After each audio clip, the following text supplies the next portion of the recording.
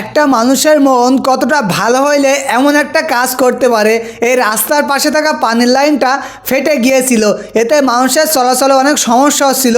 এই জন্য কাভার ট্রাকের ড্রাইভারটা তার গাড়িটা এখানে রেখে বেড়া দিয়ে দিল, যাতে পাইপ ঠিক না হওয়া পর্যন্ত সবাই সেখান দিয়ে চলাচল করতে পারে। স্বাভাবিকভাবে এই ভিডিওটি যদি দেখেন তাহলে বুঝতে পারবেন না, কিন্তু একটু খেয়াল করে দেখেন এই ট্র্যাক্টরের পিছনে একটা চাকা এবং সামনে একটা চাকা চলছে না। দুই চাকা দিয়েই ট্র্যাক্টরটিকে কত দক্ষতার সহিত নিয়ে যাচ্ছে এই ড্রাইভার ভাইটি। ট্র্যাক্টরে অতিরিক্ত লোড দিবেন না। দেখেন এই ট্র্যাক্টরটা লোড নিয়ে যাওয়ার সময় কিভাবে উল্টে গিয়েছে। এই উল্টে যাওয়ার কারণ কি আপনি জানেন? অতিরিক্ত লোড হয়ে যাওয়ার ট্র্যাক্টরের ইঞ্জিন টানতে পারি নাই, এজন্য চিত হয়ে পড়ছে ইঞ্জিন। এখন ভেকু মেশিন দিয়ে সোজা করা লাগছে।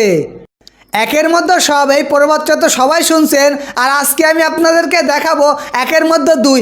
এই যে দেখেন, এই ট্রলির পিছনে পার্টটা এমনভাবে তৈরি করছে, চাইলে উঁচু করেও খোলা যাবে, আবার নিচ দিয়ে টান দিয়েও খোলা যাবে। আবিষ্কারটা সত্যিই দারুণ। আপনারা কি বলেন?